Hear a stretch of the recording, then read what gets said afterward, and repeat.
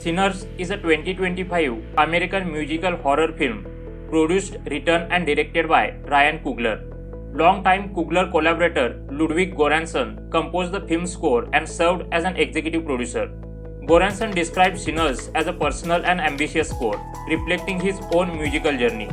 In 1932, identical twins and World War I veterans Elijah or Smoke and Elias or Stack Mood, both played in dual role by Michael B. Jordan, returned to Clarksdale, Mississippi after years spent working for the Chicago outfit. Using money stolen from gangsters, they purchased a sawmill from racist landowner Hogwood to start a juke joint for the local black community. Their cousin Sammie or preacher boy, played by Miles Caton, an aspiring guitarist, joins them despite his pastor father's warnings that blues music is supernatural. The twins recruit pianist Delta Slim, played by Delroy Lindo, and singer Pearline, played by Jayme Lawson, with whom Sammie becomes enamored, as performers. Smoke's estranged wife Annie, played by Wunmi Mosaku as cook. Local Chinese shopkeeper couple Grace, played by Lee Yoon Lee, and Bo Chow, played by Yao, as suppliers. And field worker Cornbread, played by Omar Miller, as bouncer. Meanwhile, Stack reconnects with his white-passing ex-girlfriend, Mary, played by Hailee Steinfeld, who resents Stack for abandoning her when he left for Chicago. Elsewhere, Irish-immigrant vampire Remmick, played by Jack O'Connell, flees from Choctaw vampire hunters and violently turns a married Klansman couple into vampires. Lot of ideas floating about love, family, race, slavery, history, myth, music, dancing vampires with great performances in genre-defying fantasy. At the joint's opening night, Sammie's music is transcendent, unknowingly summons spirits of both past and future to join the entranced crowd like time traveler.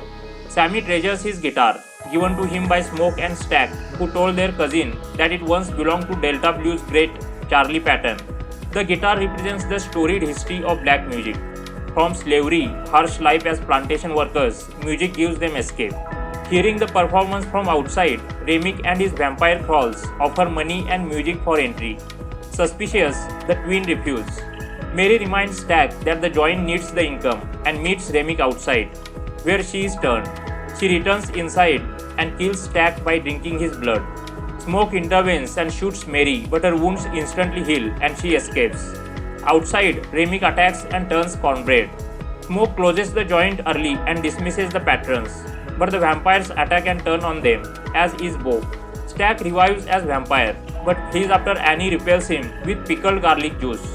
Deducing their assailants are vampires, Annie educates the survivors. Only sunlight, silver or wooden stakes can kill vampires. They cannot enter a building unless invited, and killing Remmick will neither save nor destroy those he has turned. Remmick promises to live in exchange for Sammie, whose musical skills he wants to use to summon the spirits of his lost community. He notes vampirism offers immortality, freedom, and escape from racism, warning that Hogwood, who heads the local clan, plans to attack the joint at dawn. When the survivors refuse, Remmick confronts Grace, threatening to attack her daughter Lisa at her house.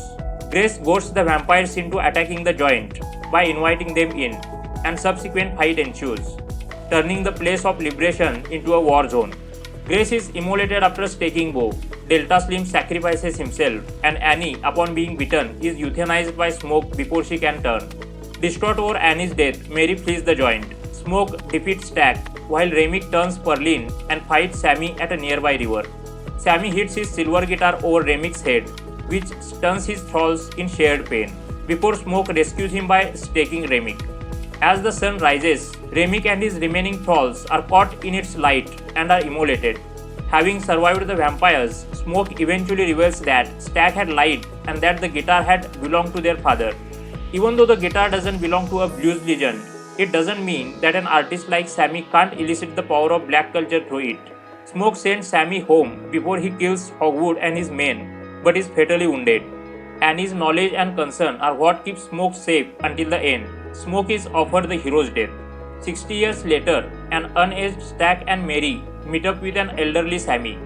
Stack reveals that Smoke spared him at the joint, allowing him to go free under the condition that Sammie would live in peace. After declining the couple's offer of immortality, Sammie performs for them. He is already part of an undying legacy. As they leave, Sammie admits that, despite being haunted by that fateful night, until the carnage, it was the greatest day of his life. Stack agrees, since it was the last time he saw smoke or the sun, and the only time he ever truly felt free. Filmmakers use vampires as metaphor for different things.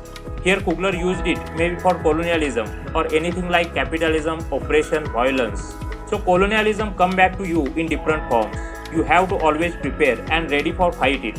Sinners is currently running in theaters. Enjoy the film. If you enjoyed the video, then please like and share this video. Do subscribe to the channel and don't forget to click the bell icon.